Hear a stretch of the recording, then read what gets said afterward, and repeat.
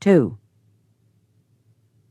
On Tuesday night, Jamie found his list of instructions under his pillow pinned to his pajamas. His first instruction was to forget his homework. Get ready for the trip instead. I wholeheartedly admire Claudia's thoroughness. Her concern for delicate details is as well developed as mine. Her note to Jamie even included a suggestion for hiding his trumpet when he took it out of its case. He was to roll it up in his extra blanket, which was always placed at the foot of his bed. After he had followed all the instructions on the list, Jamie took a big glass of water from the bathroom and sat cross-legged on the bed. He bit off a large corner of the list. The paper tasted like the bubble gum he had once saved and chewed for 5 days. It was just as tasteless, and only slightly harder. Since the ink was not waterproof, it turned his teeth blue. He tried only one more bite before he tore up the note, crumpled the pieces and threw them into the trash. Then he brushed his teeth. The next morning, Claudia and Jamie boarded the school bus as usual, according to plan. They sat together in the back and continued sitting there when they arrived at school, and everyone got out of the bus. No one was supposed to notice this, and no one did. There was so much jostling and searching for homework papers and mittens that no one paid any attention to anything except personal possessions until they were well up the walk to school. Claudia had instructed Jamie to pull his feet up and crouch his head down so that Herbert, the driver, couldn't see him. He did, and she did the same. If they were spotted, the plan was to go to school and fake out their schedules as best they could, having neither books in their bags nor musical instruments in their cases. They lay over their book bags and over the trumpet and violin cases. Each held his breath for a long time, and each resisted at least 4 temptations to peek up and see what was going on. Claudia pretended that she was blind and had to depend upon her senses of hearing, touch, and smell. When they heard the last of the feet going down the steps and the motor start again, they lifted their chins slightly and smiled at each other. Herbert would now take the bus to the lot on the Boston Post Road where the school buses parked. Then he would get out of the bus and get into his car and go wherever else he always went. James and Claudia practiced silence all during the ragged ride to the parking lot. The bus bounced along like an empty cracker box on wheels, almost empty. Fortunately, the bumps made it noisy, otherwise Claudia would have worried for fear the driver could hear her heart, for it sounded to her like their electric percolator, brewing the morning's coffee. She didn't like keeping her head down so long. Perspiration was causing her cheek to stick to the plastic seat. She was convinced that she would develop a medium-serious skin disease within 5 minutes after she got off the bus. The bus came to a stop. They heard the door open. Just a few backward steps by Herbert, and they would be discovered. They held their breath until they heard him walk down the steps and out of the bus.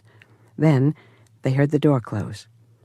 After he got out, Herbert reached in from the small side window to operate the lever that closed the door. Claudia slowly pulled her arm in front of her and glanced at her watch. She would give Herbert 7 minutes before she would lift her head. When the time was up, both of them knew that they could get up, but both wanted to see if they could hold out a little bit longer, and they did. They stayed crouched down for about 45 more seconds, but being cramped and uncomfortable, it seemed like 45 more minutes. When they got up, both were grinning.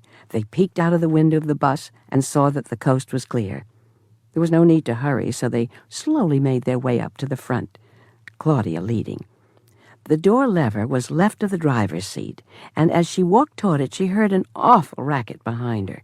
"Jamie," she whispered, "what's all that racket?" Jamie stopped, and so did the noise. "What racket?" he demanded. "You," she said. "You are the racket. What in the world are you wearing, chainmail?" "I'm just wearing my usual. Starting from the bottom, I have BVD briefs, size 10, one T-shirt. Oh, for goodness sake, I know all that. What are you wearing that makes so much noise? $24.43. Claudia saw then that his pockets were so heavy they were pulling his pants down. There was a gap of 1.5 inches between the bottom hem of his shirt and the top of his pants. A line of winter-white skin was punctuated by his navel. How come all your money is in change? It rattles.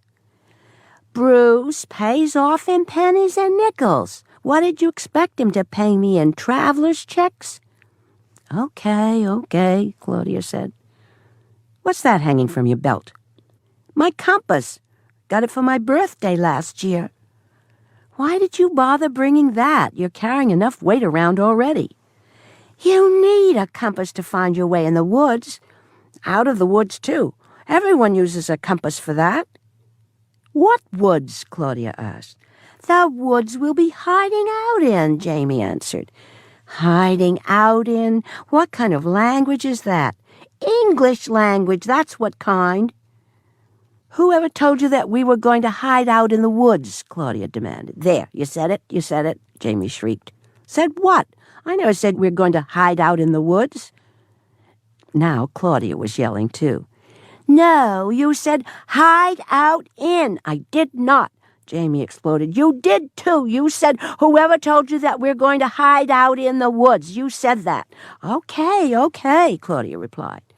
She was trying hard to remain calm, for she knew that a group leader must never lose control of herself, even if the group she leads consists of only herself and one brother brat.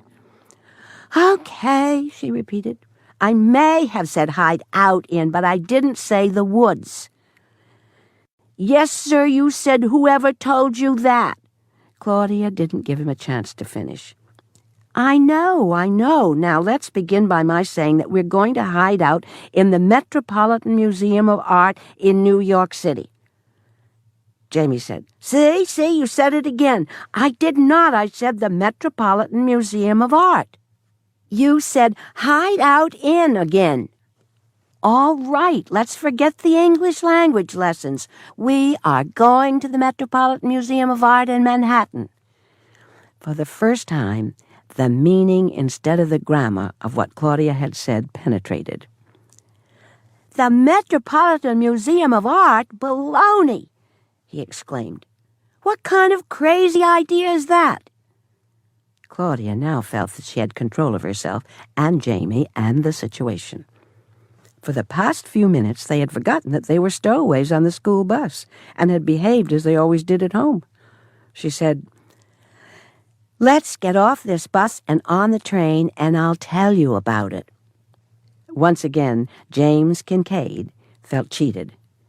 The train? Can't we even hitchhike to New York? Hitchhike and take a chance of getting kidnapped or robbed? Or we could even get mugged, Claudia replied. Robbed?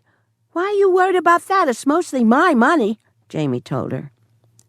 We're in this together. It's mostly your money we're using, but it's all my idea we're using. We'll take the train. Of all the sissy ways to run away. And of all the sissy places to run away to, Jamie mumbled. He didn't mumble quite softly enough. Claudia turned on him. Run away to? How can you run away and to? What kind of language is that? Claudia asked. The American language, Jamie answered. American James Kincaidian language. And they both left the bus forgetting caution and remembering only their quarrel. They were not discovered. On the way to the train station, Claudia mailed 2 letters. What were those? Jamie asked. One was a note to Mom and Dad to tell them that we are leaving home and not to call the FBI. They'll get it tomorrow or the day after. And the other? The other was 2 box tops from Corn Flakes. They send you 25 cents if you mail them 2 box tops with stars on the tops. For milk money, it said. You should have sent that in before. We could use 25 cents more. We just finished eating the 2nd box of Corn Flakes this morning, Claudia informed him. They arrived at the Greenwich station in time to catch the 10:42 local. The train was not filled with either commuters or lady shoppers, so Claudia walked up the aisles of one car and then another until she found a pair of chairs that dissatisfied her the least, with regard to the amount of dust and lint on the blue velvet mohair covers. Jamie spent 7 of the 28.5 railroad miles trying to convince his sister that they should try hiding in Central Park.